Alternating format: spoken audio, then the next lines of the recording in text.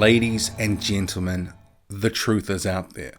We're going to try find it. It's time to sift through the wheat and the chaff that is the WBC Bizarro rankings. So 4 main changes of note this month, including WBC mandatory challenger Dominic Breazeale falling a further spot to 4th in the rankings. He's the mandatory challenger. He's fallen to 4th in the rankings, if you can believe that. And we also have former unified champion Tyson Fury shooting up to 3rd spot. So I'll start with the Dominic Breazeale situation first, because I find this to be truly baffling, extremely baffling.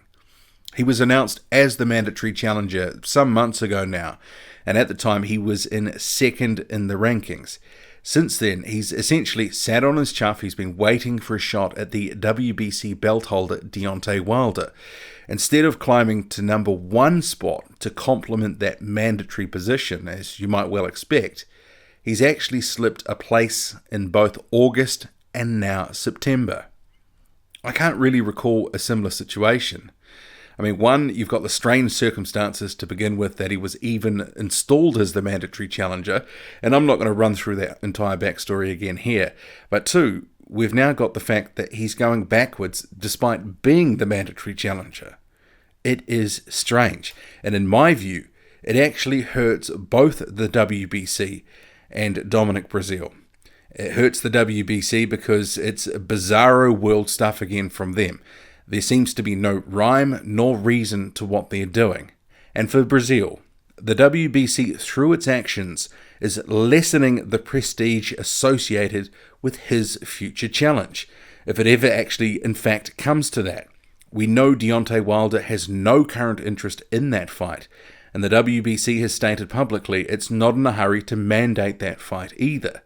So you've got Breazeale left waiting, and now the WBC has dropped him down the rankings 2 months in a row. It's kind of like he's almost been chewed up and spat out for whatever reason. And that reason, it's hard to say, but it's a very poor look for the WBC to be demoting him on a monthly basis. And it's not being missed by fans either. We're all noticing this going, well, what exactly is going on here? And I think you can make a case that it hurts his potential title challenge, the potential interest in that fight, if and when it does ever happen. One thing to consider is this payback of sorts. Breazeale, he recently stated he's open for business. He wants to get back in the ring for a big fight. He hasn't fought since November last year, and that was when he beat Eric Molina in what was a final eliminator, if you can believe that. So it is a completely reasonable position that Breazeale has taken. He's been out of the ring for a long time. He's currently being starved out by the WBC and Deontay Wilder for now. He wants to progress his career. He wants to put some food on the table, get some money coming in the door. But has his words, his openness of wanting to explore a big fight, take on a Dillion White, for example, has this led, in some part, to a further drop in the rankings? Certainly worth considering. Also, I wonder, is a bigger play coming from the WBC?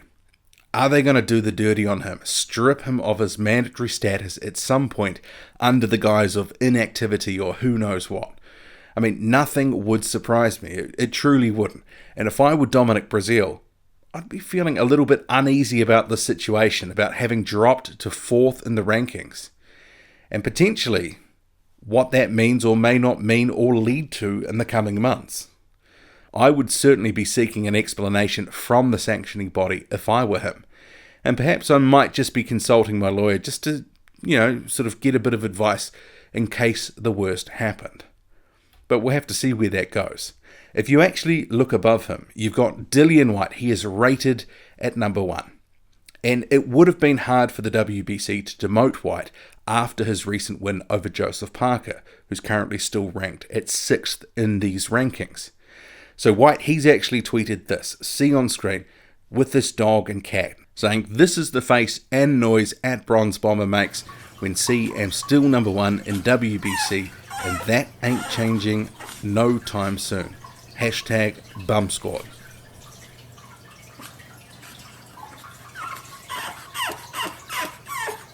Then at number 2, you've got the WBC's flavour of the month, Luis Ortiz, who after one comeback fight is ensconced near the top of the heap. He's at number 2 currently, and there's a question to be asked. Does he deserve to be above the WBC mandatory challenger?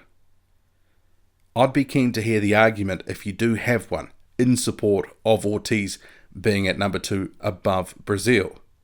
I find it a very interesting situation. Beaten finalist, he was put back at 4th, then he leapfrogged Breazeale last month, and now Breazeale's fallen. Ortiz is still at number 2. It's interesting.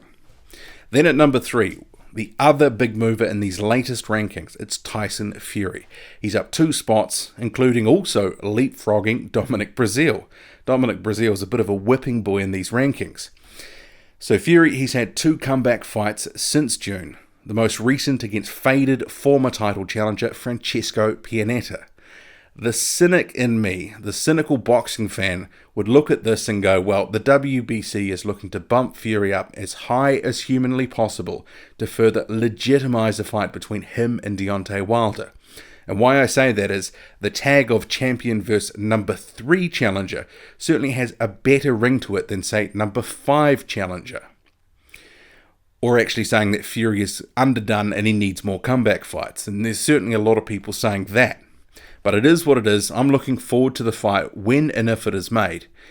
And it's going to be, I think, in either sort of a situation of car crash TV with Wilder stopping Fury in devastating fashion, or Fury sort of pulling off an against the odds points win to cap a fairy tale comeback.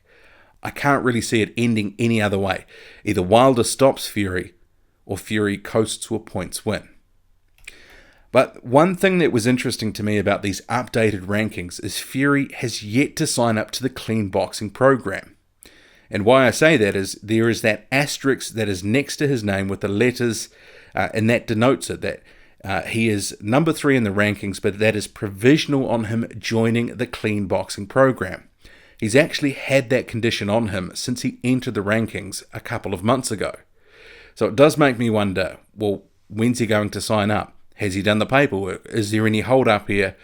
Or is it that maybe he has, and the detail will be ticked off when the fight with Wilder is announced? But it must be said, Fury climbing to number 3 in the rankings after 2 low-level fights. It's good work, and many other boxers would love to be in a similar position, get the similar treatment from the WBC. And another guy who can certainly count himself lucky to a certain extent is Joseph Parker.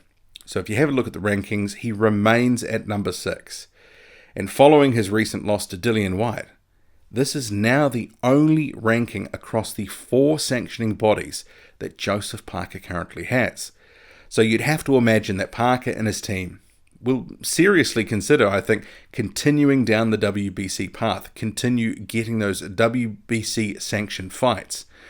Right now, there hasn't been a lot of news coming out of the Parker camp. And Parker, judging by his social media posts, he's either been on holiday or attending various events around New Zealand and Samoa in recent weeks. The only thing that we do know for sure is that his promoter, David Higgins, says that they are looking to get Parker back in the ring by the end of the year, which you would think would mean a fight day would presumably have to be announced shortly to allow a training camp to start, etc., give him plenty of time to prepare. So for now, it's a case of hurry up and wait. And the other newcomer to the rankings into the top 15 is Bryant Jennings. So he's at the tail end, he's at 14th spot, and he's earned a place after beating Alexander Demetrenko in what actually was quite a fun fight, and that was back in August. And Jennings, he's now starting to build a bit of momentum in his comeback. He had 18 months out of the ring, and then he's had a couple of low-level fights in the past year. He's been sort of getting his way back to his groove, and now I'm hoping to see him in some big fights sometime soon. He needs to take a bit of a step up. It would actually be great to see him against a top 20 opponent, and a fight that they could probably make is his top-ranked stablemate, Andy Ruiz Jr. I'm not sure that Bob Arum will service up that fight, but certainly I think it could be made, and it would be a very good fight. But Jennings, he is certainly now ready for a step up, and someone to face someone who is in the top 20. And potentially he's only a couple of fights away from another title shot. I mean, it's boxing, who knows? You got to get the rub of the green, and perhaps being with Top Rank, perhaps that will disadvantage him, especially in the WBC, because obviously a lot of PBC fighters have been getting those shots of late. Not Dominic Breazeale yet. He seems to be waiting and watching and wondering. But we'll have to see what happens with that situation. What did you make of these rankings? Dominic Breazeale falling to 4th. Tyson Fury up to 3rd. And that's ahead of a fight with Deontay Wilder later this year. Is there something a little bit suspect about that, or are you okay, it's all kosher? Drop a comment. Loud and often. Hit like, hit subscribe. Follow me on Twitter. Boxing_squared. I'm out.